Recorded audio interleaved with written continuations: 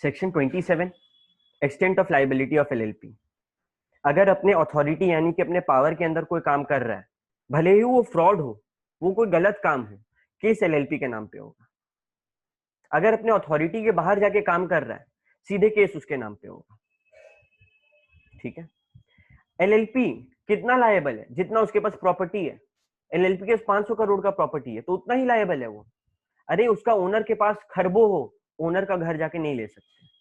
ये हम लोग टोटल 3 बार सेक्शन 27 में पढ़े। अब आते हैं section 28, extent of liability of partner. Section 28, ठीक है, ये क्या बोलता है? Partner is not personally liable for obligation of LLP. वही तो बताएं ऊपर।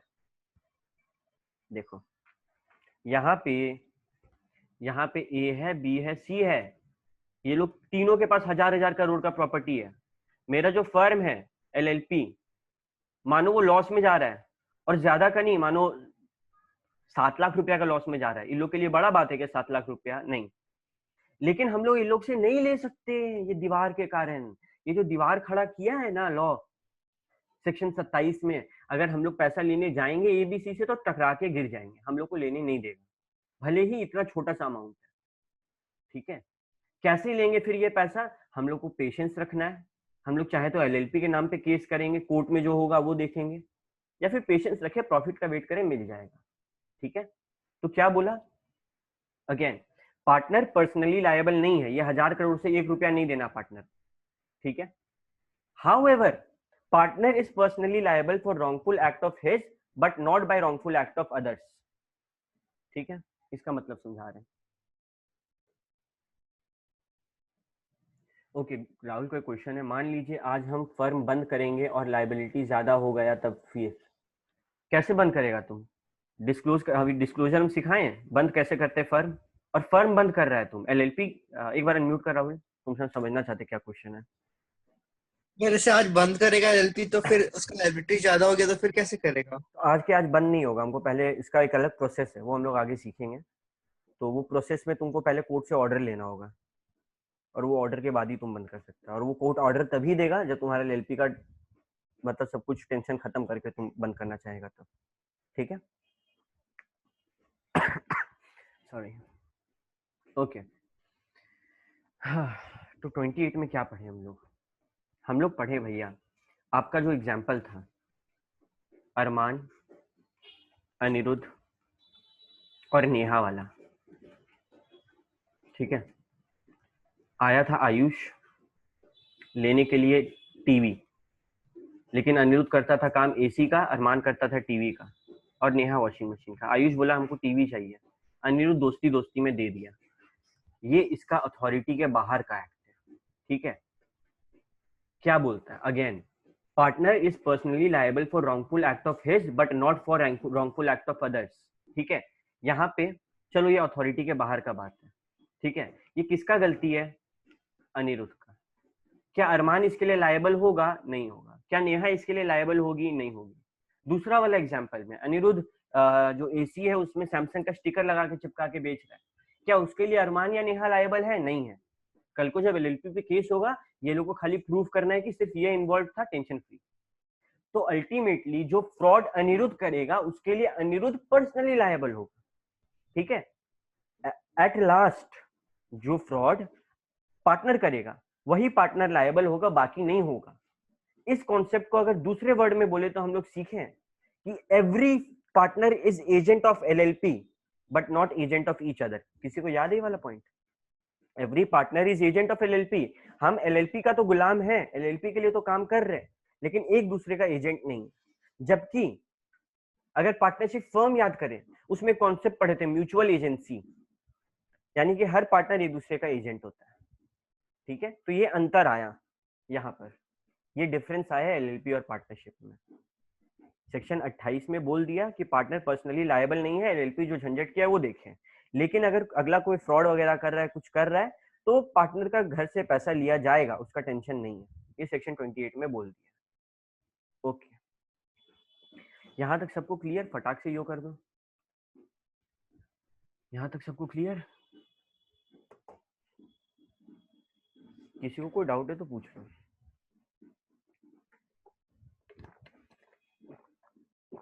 ओके ठीक है।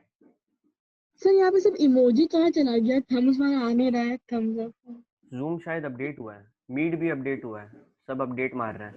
अभी जूम में ना एक नया फीचर आया है कि तुम लोग मानो अगर छोड़ के गया मेरा ये और बैकग्राउंड में कोई ऐप यूज कर रहा है तुमको पता चल जाएगा, तुम पहले ही सावधान कर दिए तुम लोग को, ठीक है। अपडेट आया उसके कारण ये सब प्रॉब्लम हो रहा है। चलिए ओके, तो सबको समझ में आ गया। अभी जो हम लोग कॉन्सेप्ट करने वाले हैं गाइस, प्लीज बहुत ध्यान से सुनना। ऐसा ना बहुत बार हुआ है, बच्चा लोग को पढ़ाते और फिर पूछता है कि भैया क्या बताए थे, उस टाइम हम ध्यान नहीं देते थे, तो इस बार वो नहीं होना चाहिए, ठीक है। ओके,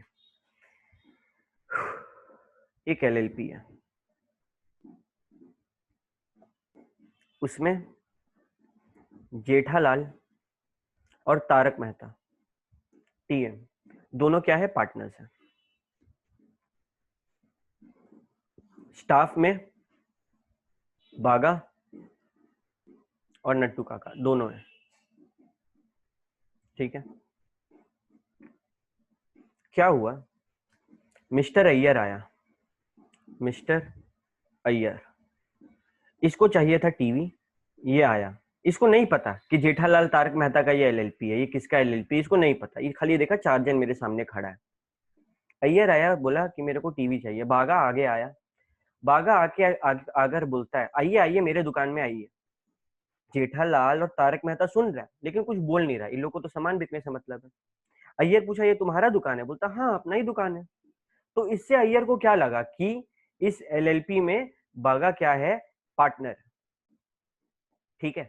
और ये जो चीज है, ये जो रिप्रेजेंटेशन बागा किया, ये जो दिखा रहा है बागा कि हम इसके पार्टनर हैं, वो जेठालाल और तारक मेहता के सामने दिखा रहा है और ये लोग को कोई आपत्ति नहीं है। मेरा बात को ध्यान से सुनो। अय्यर आया, बागा बोला आइए हमारे दुकान में आइए, अय्यर पूछा ये तुम्हारा दुकान है, बागा बोला हाँ, और जेठालाल तारक मेहता सुन रहा है लेकिन दोनों कुछ नहीं बोला। इस कॉन्सेप्ट को बोलते हैं पार्टनर बाय स्टॉपल या फिर पार्टनर बाय होल्डिंग आउट, ठीक है। क्या बोलते हैं, पार्टनर बाय स्टॉपल या फिर partners by holding out. Section number 29, again a very important section, ठीक है। एनी पर्सन हु एक्सप्रेसली यानी कि लिखित में बोलकर और इंप्लाइडली यानी कि उसके हरकत से ये लग रहा है रिप्रेजेंट हिमसेल्फ, या तो वो खुद दिखा रहा है या फिर permits himself to be represented, आगे वाले को दिखाने दे रहा है कि वो पार्टनर है एलएलपी में, तो इस सीन में पार्टनर बाय होल्डिंग आउट होता है। एक बार फिर से हम रिपीट कर रहे हैं, बहुत इंपॉर्टेंट कॉन्सेप्ट है, इसके ऊपर क्वेश्चन आ सकता है।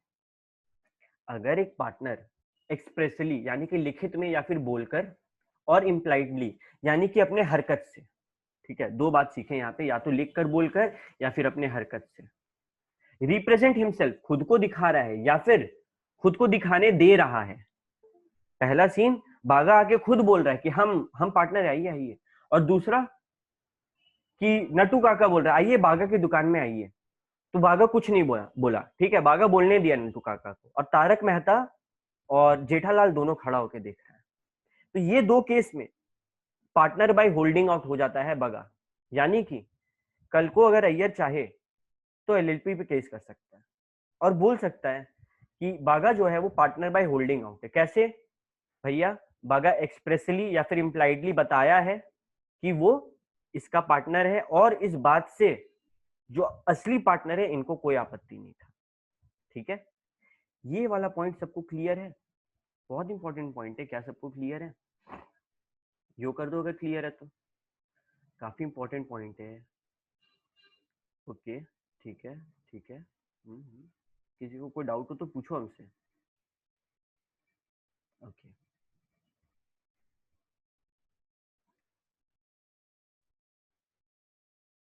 ठीक है। अरमान राहुल, तुम लोग दोनों को क्लियर है?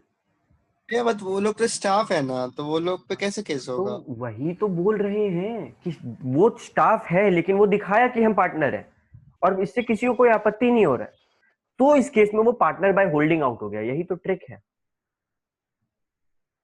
ठीक है, कि भले ही वो पार्टनर है, वो दिखाया ना।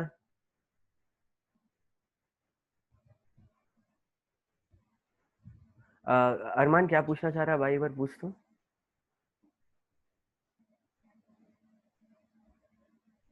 तारक मेहता बैठकर भी तो देख सकता है, क्या चीज? ओके ठीक है, तो किसी और को कोई डाउट नहीं? किसी का कोई डाउट नहीं आ रहा है? हम डाउट का इंतजार कर रहे हैं, हमको लग रहा है, फीलिंग आ रहा है कि डाउट है किसी का दिल में कुछ। हाँ तारक देख रहा है उसको बैठा हुआ, ठीक है, लेकिन उसको कोई आपत्ति नहीं, उसको तो सामान बिकने से मतलब है ना। और अय्यर को क्या लगा कि बागा इसका मेरा पार्टनर है इस एलएलपी का, अय्यर को तो यही लग रहा है। ओके रिदम पूछ रही है तो सिर्फ इसमें सिर्फ partner by holding out he liable होगा? नहीं, इसमें फिर एलएलपी पे केस होगा। यहाँ पे क्या हुआ, बागा क्या किया, अय्यर को टीवी बेचा, टीवी खराब निकला, अय्यर केस करेगा किस पे? एलएलपी के नाम पे।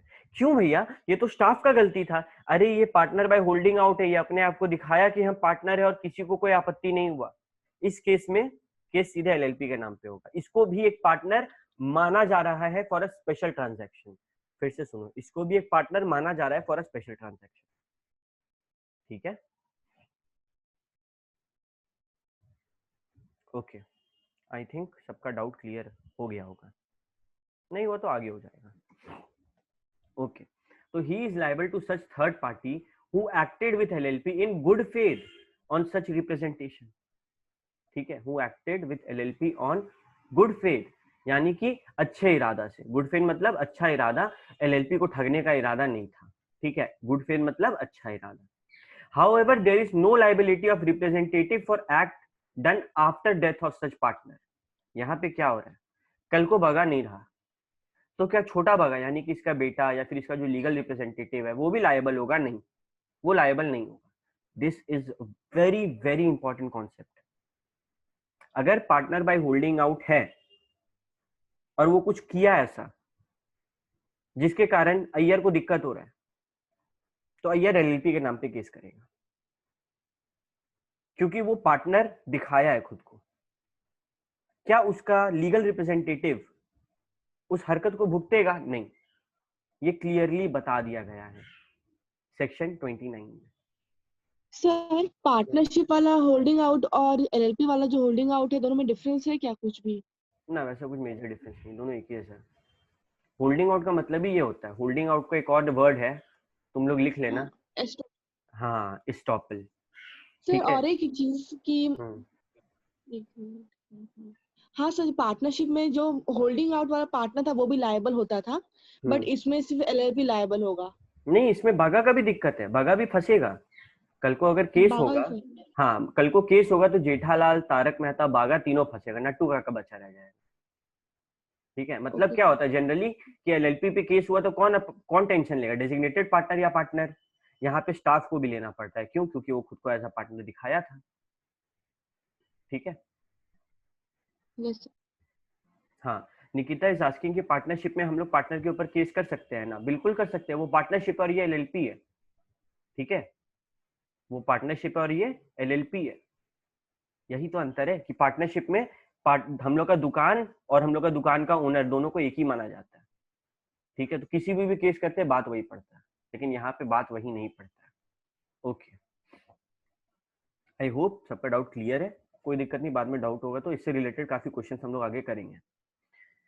Unlimited liability in case of fraud, section 30, again काफी इंपॉर्टेंट सेक्शन है, ध्यान रखना। इफ एनी पार्टनर या फिर एलएलपी कोई भी ऐसा एक्ट किया जिससे वो क्रेडिटर्स को डिफ्रॉड करना चाहता है, यानी कि गुमराह करना चाहता है, उनके साथ फ्रॉड करना चाहता है, ठीक है, उनका इंटेंशन, उनका जो इरादा है वो क्या है, घपला करने का, तो जब ये चीज प्रूफ हो वैसे पार्टनर का लाइबिलिटी अनलिमिटेड हो जाता है। आई रिपीट अगेन, अगर कोई भी पार्टनर का इरादा कुछ गलत करने का था और ये चीज प्रूफ हो गया है तो उस पार्टनर का लाइबिलिटी अनलिमिटेड हो जाता है, यानी कि उस पार्टनर का घर से भी सामान उठा के लाके दिया जा सकता है। In case of fraudulent business carried bye LLP, every person who knowingly is party to it will be punishable with imprisonment up to 2 years and fine up to 50,000 से 5 लाख।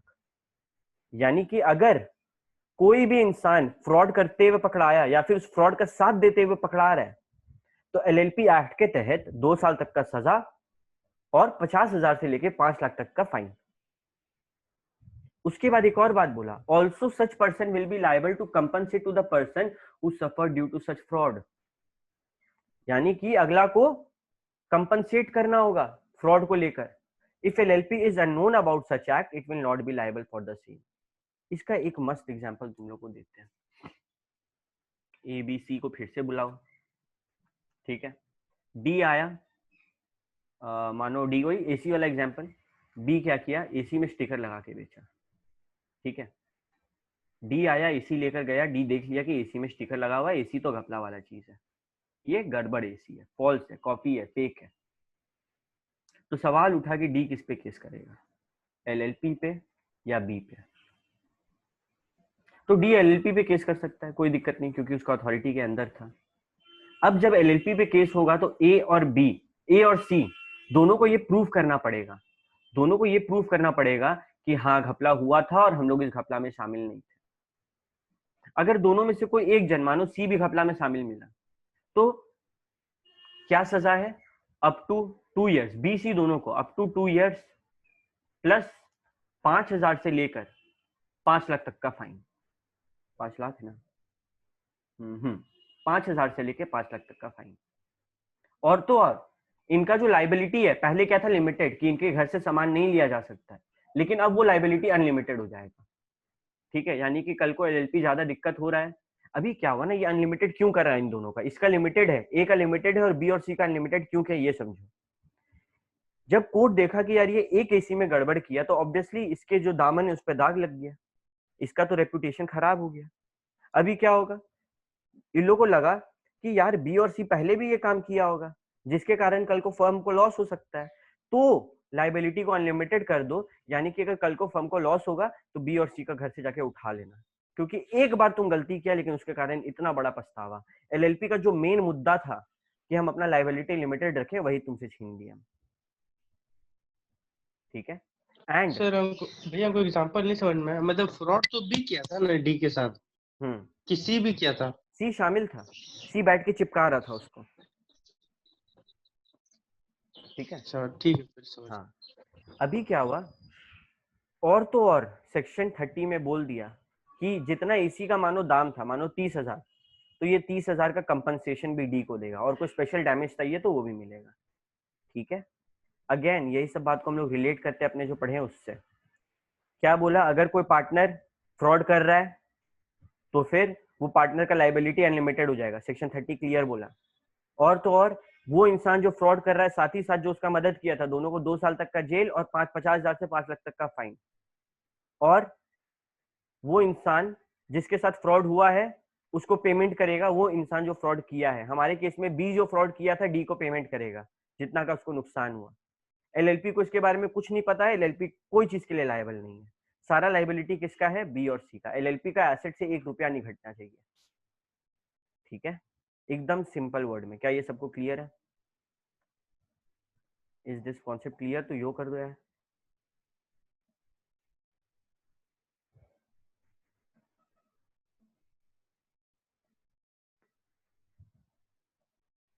ठीक है, जिनको डाउट है पूछ लो, जिनको डाउट नहीं है यो मैसेज कर दो। अभी भी 2-4 जन का यो नहीं आया, आई थिंक उनको डाउट है, तो यार पूछो, शर्मा क्यों रहा है? क्या पता तुम्हारे डाउट से किसी और का डाउट क्लियर हो जाए। Step up.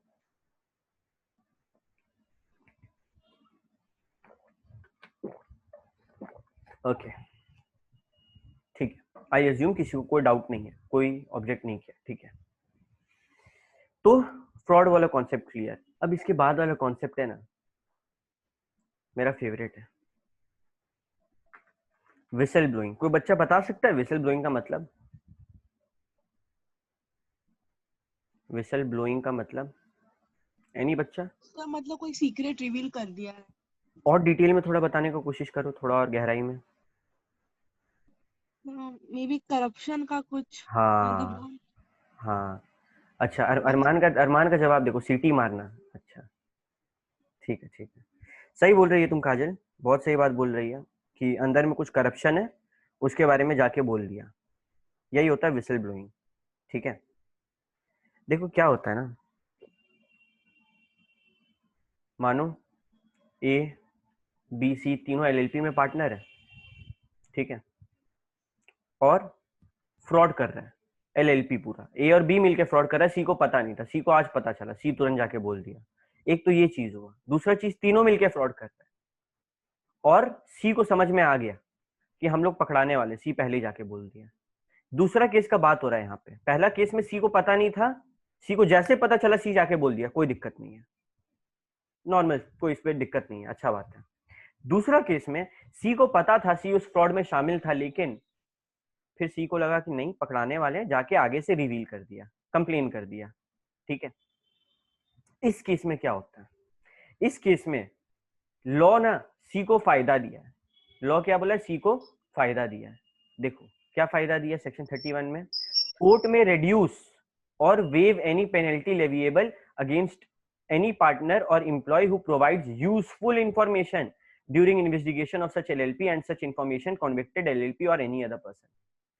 यानी कि अगर इन्वेस्टिगेशन हो रहा है किसी एलएलपी पे और कोई एम्प्लॉय या फिर कोई पार्टनर आगे आया वॉलंटरली अपनी मर्जी से और बोला कि सर ये कुछ इंफॉर्मेशन है जो आपके लिए यूजफुल होगा, और उस पर मानो कोई पेनल्टी था या फिर कोई जेल उल का लगा हुआ था, तो सेक्शन 31 में बोला कि अगर कोई पेनल्टी या फिर कोई सजा है उसको कम करो या फिर हटा दो, जैसा वो इंफॉर्मेशन दिया, जैसा जज को समझ में आए। ये पावर कहाँ मिला है जज को, सेक्शन 31 में। और तो और एक और डबल कोट कवर दिया यहाँ पे, बोला कि वो आगे आके बोला है तो कल को उसको तुम नौकरी से डिस्चार्ज नहीं कर सकता, निकाल नहीं सकता, डिमोट नहीं कर सकता। मतलब अगर मैनेजर है तो उसको नीचे भेज दे, नहीं, सस्पेंड नहीं कर सकता है, धमका नहीं सकता, हरास नहीं कर सकता है, उसके साथ भेदभाव नहीं कर सकता है। ये दो फायदा दिया। पहला फायदा कि अगर सी के ऊपर मानो पहले से केस चल रहा है, पेनल्टी है, तो उसको कम करो, रिड्यूस करो, या फिर वेव कर दो, पूरा का पूरा हटा दो, ये पहला फायदा। दूसरा फायदा कि तुम इसको डिस्चार्ज नहीं कर सकता, नौकरी से निकाल नहीं सकता, इसको डिमोट नहीं कर सकता, कुछ नहीं कर सकता इसके साथ कोई भेदभाव, डिस्क्रिमिनेशन नहीं कर सकता। दो फायदा दिया है विसल ब्लोइंग सेक्शन 31 में, ठीक है। Is this concept clear? Easy है, छोटा सा है कि भैया कोई कंप्लेन कर दिया मेरे बारे में जाके, तो अगला अगर कंप्लेन करने वाले के ऊपर कोई भी केस है तो उसका केस को हटाओ या फिर कम कर दो, जो भी सजा है उसको। और कोर्ट ये भी बोल दिया कि इस कंपनी से इसको तुम नौकरी से नहीं निकालेगा इस बेसिस पे कि ये आके कंप्लेन किया है, इसका डिमोशन नहीं करेगा, इसको सस्पेंड नहीं करेगा, धमकाएगा नहीं, डराएगा नहीं, भेदभाव नहीं करेगा। Is this point clear to everyone? यो कर दो फटाक से।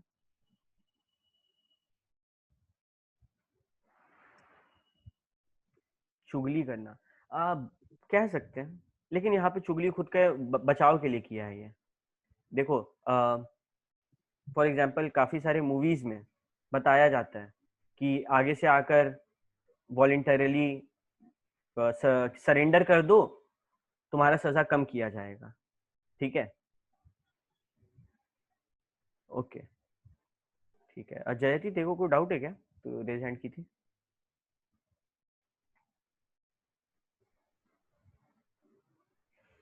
जयती एनी डाउट?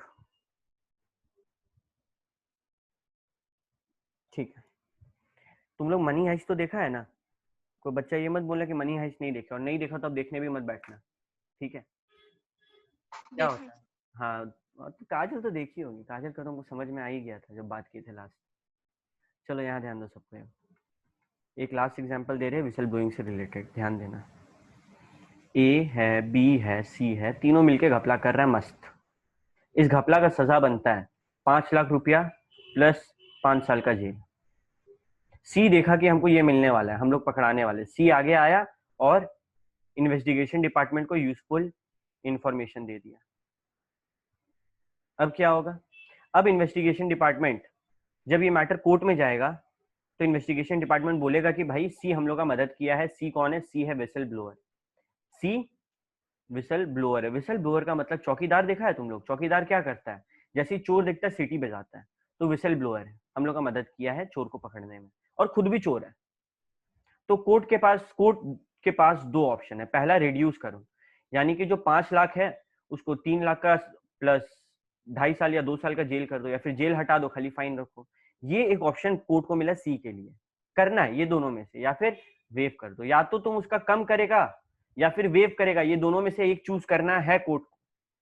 प्लस इसी के साथ साथ एक प्रोटेक्शन दिया कि तुमको नौकरी से निकाला नहीं जाएगा, तुम्हारे साथ भेदभाव नहीं किया जाएगा, तुमको अच्छे से रखा जाएगा इस बेसिस पे कि तुम आगे आके वॉलंटरली मदद किए हम लोग का, तुम्हारे साथ कुछ गलत नहीं होने देंगे। ये प्रोटेक्शन कोड दे दिया। ठीक है, क्लियर है अब निकिता? मैं सी को क्या रिड्यूस करेगा? सी को क्या रिड्यूस करेगा? सी को रिड्यूस करेगा उसका सजा। यहाँ पे 5 लाख प्लस 5 साल का था ना सजा, तो या तो इसको कम कर देगा, मानो कर देगा 4 लाख प्लस 3 साल का सजा, या फिर बोलेगा तुम यार सजा मत काटो, तुम खाली पैसा दे दो। ये हो गया रिडक्शन, रिड्यूस होना, घट गया सजा। और एक होता है वेव होना कि तुम मस्त घूमो, तेरे को कुछ नहीं मिल रहा है, तुमको हम आजाद परिंदा जैसे छोड़ दिए। ओके। और बी और सी मतलब पेनल्टी भरेगा? हाँ, बी और सी का तो जो है वो होगा। अरमान, अरमान तुम देखो तुम किसको मैसेज कर रहा है भाई? तुम मेरे को भेज रहा है गलती से। इस जूम से ये सिस्टम हटाना बहुत जरूरी है। ये जो तुम लोग प्राइवेट में व्हाट्सएप बना के रखता है ना,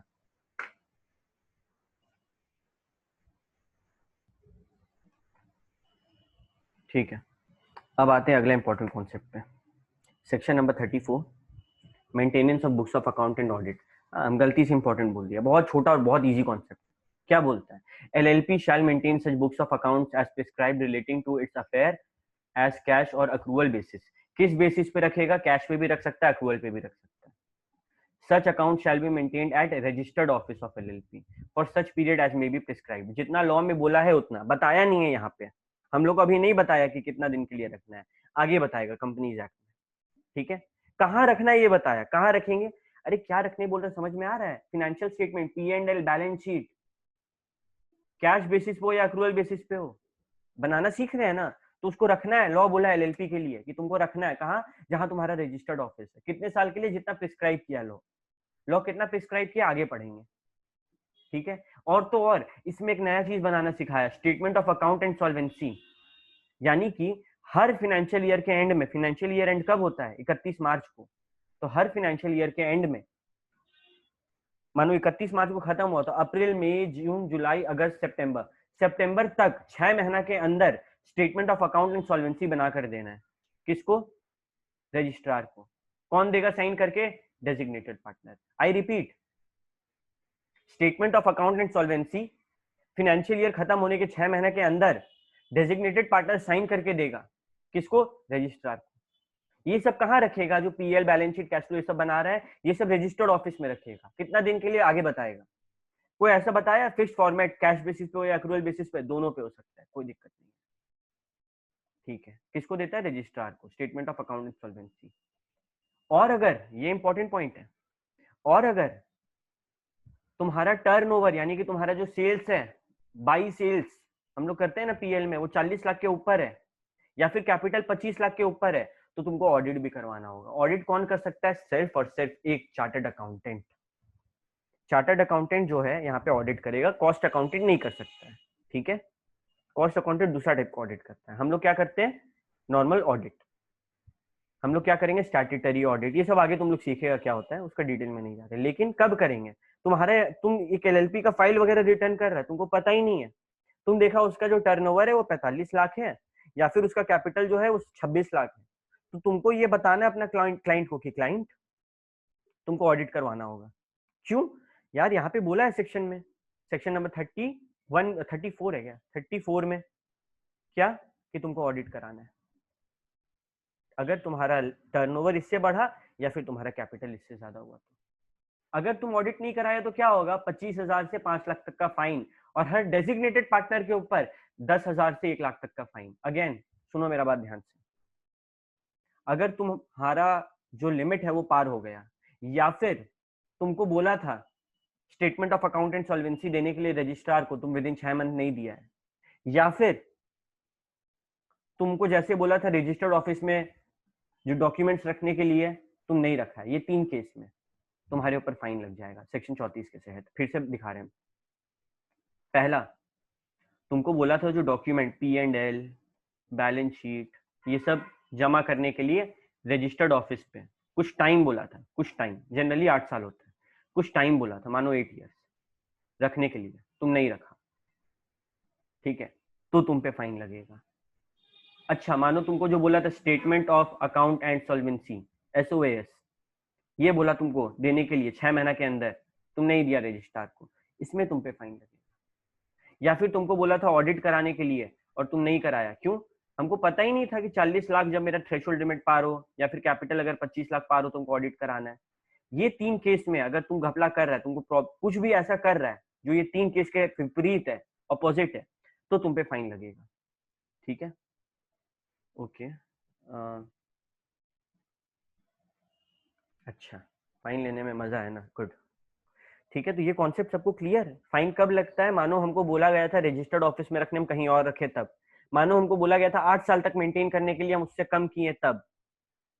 मानो statement of account and solvency हम जमा नहीं किए 6 महीने के अंदर रजिस्ट्रार को तब। और मानो मेरे को ऑडिट कराने बोला लेकिन हम नहीं किए तब। देखो बाबू, ये सब एकदम प्रैक्टिकली बता रहे, तुम लोग जब सीए बनेगा, तुम लोग के अंडर में LLP होगा और तुम लोग को ये सब चीज का ध्यान रखना पड़ेगा। ओके बच्चा पार्टी, समझ आया कि नहीं आया? यो तो करो। ये जो कॉन्सेप्ट है सेक्शन 34, डीपी भी अगर ऑडिट नहीं कराया तो उसको भी पेनल्टी देना होगा ना? हाँ हाँ हाँ, उसी को देना होगा। यहाँ पे पेनल्टी सीए थोड़ी देगा, यहाँ पे डीपी देगा। डीपी का भी पर्सनली लायबल भी होगा, देखो यहाँ पे लिखा हुआ है, डीपी भी पेनल्टी देगा अगर वो नहीं कराया ये सब। तो अगर ये सब में कुछ दिक्कत हुआ, law compliance, legal compliance, law के हिसाब से सब कुछ कर रहे हैं कि नहीं, ये कौन देखता है कि LLP में? डीपी। डीपी क्या देखता है कि सारा लीगल कंप्लायंस हुआ कि नहीं, सारा लॉ के तहत हुआ कि नहीं। अगर नहीं हुआ तो डीपी भर रहा है फाइन 10,000 से 1 लाख तक का, ठीक है? ओके, तो आई थिंक ये पॉइंट भी सबको क्लियर है। Good. Annual return, annual return section 35 में क्या बोलता है? अभी तुम लोग इनकम टैक्स के बारे में जानता है, सुना है कहीं? जानता नहीं तो सुना होगा, पापा इनकम टैक्स का रिटर्न फाइल कर रहे हैं, या फिर मेरे ये दोस्त टैक्स रिटर्न फाइल करके 1500 रुपया महीना कमा रहा है, ठीक है? तो इसका मतलब क्या? इसका मतलब तुम्हारा इनकम का जो सीन वगैरह है उसको फाइल करना है। एनुअल रिटर्न भी हम लोग ऑनलाइन फाइल करते हैं। LLP में मैक्सिमम चीज ऑनलाइन होता है, 1 या 2 चीजें जो ऑफलाइन होता है उसे मतलब भी नहीं है, समझो सभी कुछ ऑनलाइन होता है, ठीक है? तो हम लोग क्या सीखे कि भैया सब कुछ ऑनलाइन होता है, एनुअल रिटर्न भी ऑनलाइन फाइल होगा, ई फाइलिंग होगा, मतलब इलेक्ट्रॉनिक फाइलिंग। कब होगा? Within 60 days of closure of financial year. 31 मार्च को मेरा खत्म हुआ, 60 दिन के अंदर मेरे को फाइल करना है एनुअल रिटर्न। कैसे फाइल होगा, कौन सा साइट है, ये सब तुम लोग आगे जब आर्टिकलशिप वगैरह करेगा तो सीखेगा। अभी फॉर द टाइम बिंग भैया LLP का annual return within 60 days of its closure file होता है। फिर से LLP का annual return within 60 days of closure of financial year file होता है। अगर नहीं हुआ तो 25,000 से लेके 5 लाख तक का फाइन LLP के ऊपर, और 10,000 से लेके 1 लाख तक का फाइन डेजिग्नेटेड पार्टनर के ऊपर। पार्टनर क्यों देगा? अरे ये पार्टनर का रिस्पॉन्सिबिलिटी था, ये लॉ में बोला सेक्शन 35 में। लीगल कंप्लायंस कौन देखता है LLP में? डेजिग्नेटेड पार्टनर, तो उससे भी लो और LLP से भी लो, ठीक है? ओके, और आज का लास्ट कॉन्सेप्ट पे आते हैं हम लोग, event based compliances of LLP। कुछ इवेंट का बात किया और बता दिया कि इसका ये कंप्लायंस जरूरी है, ये करना जरूरी है, अगर नहीं किया तो ये पेनल्टी लगेगा। पहला, कंसेंट ऑफ पार्टनर्स या फिर DPs। कहीं कहीं पे हम लोग सीखे ना कि हर पार्टनर से साइन लेना जरूरी है, या फिर हर डेजिग्नेटेड पार्टनर का साइन होना जरूरी है। याद करो सेक्शन 34 अभी हम लोग पढ़ रहे थे, statement of account and solvency registrar को भेजते हैं विद इन 6 मंथ, है ना, DP का साइन करके। तो वहां पे DP का साइन नहीं है, ठीक है? तो क्या करेंगे? E form 4 within 30 days of appointment दे दो। अगर नहीं दिए तो 10,000 से 5 लाख तक का फाइन। अरे गलती हो गया, लेकिन अगर उसके बाद भी मौका मिला और नहीं किए तो 10,000 से 5 लाख तक का फाइन। डेजिग्नेटेड पार्टनर कितना होना चाहिए? Any time minimum 2। मानो एक डेजिग्नेटेड पार्टनर नहीं रहा तो तुमको एक नया डेजिग्नेटेड पार्टनर बनाना है ना, कितना दिन का टाइम दिया? 30 दिन का। बोला कि 30 दिन के अंदर तुमको फाइल करना है ई फॉर्म 4 और आरओसी को बताना है कि भाई डेजिग्नेटेड पार्टनर एक चल बसा है और ये मेरा नया डेजिग्नेटेड पार्टनर है। अगर नहीं बताए तो 10,000 से 5 लाख तक का फाइन। तीसरा, तुम्हारा रजिस्टर्ड ऑफिस बदला, ई फॉर्म 15 में 30 दिन के जिस दिन बदले उस दिन से लेकर 30 दिन का टाइम है, 30 दिन के अंदर तुमको बता देना है आरओसी को ई फॉर्म 15 में। अगर नहीं बताए तो 2000। हाँ पूछो। इसके पहले जो पॉइंट था उसमें लिखा each partner will be treated as DP, मगर ज्यादा पार्टनर होंगे तो 3-4 पार्टनर होंगे तो DP appointed each partner is considered as designated partner. नहीं, वो तुमको नाम देना होगा, ठीक है, वहां पे तुमको नया नाम देना होगा पार्टनर्स में से ही। हाँ, वही जो पार्टनर है उसी में से डेजिग्नेटेड पार्टनर बनाना होगा दो को। Okay. Change in registered office, आज धनबाद में, कल को हम रांची शिफ्ट हो रहे हैं या फिर कोलकाता शिफ्ट हो रहे हैं, तो जिस दिन शिफ्ट किए हैं उससे 30 दिन के अंदर ई फॉर्म 15 फाइल करना है। नहीं किए 2000 से 25,000 तक का फाइन है, ठीक है।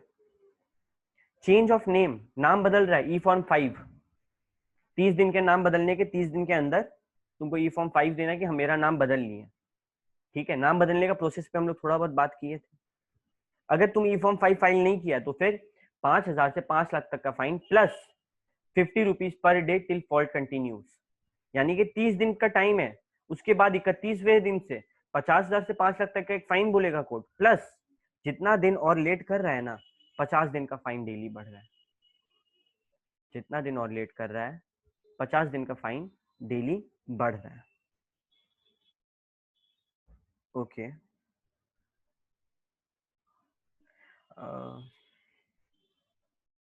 एक सेकंड रुकना।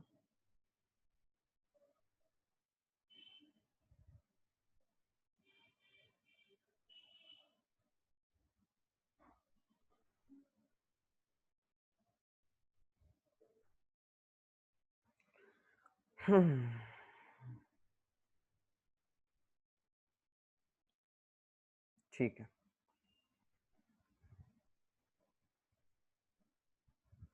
एलएलपी एग्रीमेंट में कोई चेंज हो रहा है, ई फॉर्म 3 फाइल होगा, 2000 से 25,000 तक का फाइन। भैया तुम लोग किसी का भी अगर ये सवाल है कि क्या ये सब रटना जरूरी है, बिल्कुल नहीं, ठीक है, ये सब जानना बहुत जरूरी है, ठीक है। अनिरुद्ध इज आस्किंग बुक में कहाँ है, आई डोंट थिंक ये बुक का हिस्सा है, ये एक कंपाइलेशन है अनिरुद्ध, ठीक है। जितना भी इंपॉर्टेंट फॉर्म वगैरह और पेनल्टी वगैरह उसको एक टेबल में लिख दिए हैं, तो it is not a part of book. ये तुम्हारा ऐसे एक टेबल है, तुमको याद रखने में मदद करेगा, ठीक है। नाम बदल रहे तो ई फॉर्म 5 30 दिन के अंदर, एग्रीमेंट में बदलाव हो रहा है तो 30 दिन के अंदर ई फॉर्म 3, अगर डेजिग्नेटेड पार्टनर में बदलाव हो रहा है तो ई फॉर्म 4 30 दिन के अंदर, नहीं तो 20,000 से 25,000 तक का फाइन है। ओके, ठीक है, ये क्या है, it is a table for your help. Okay, तो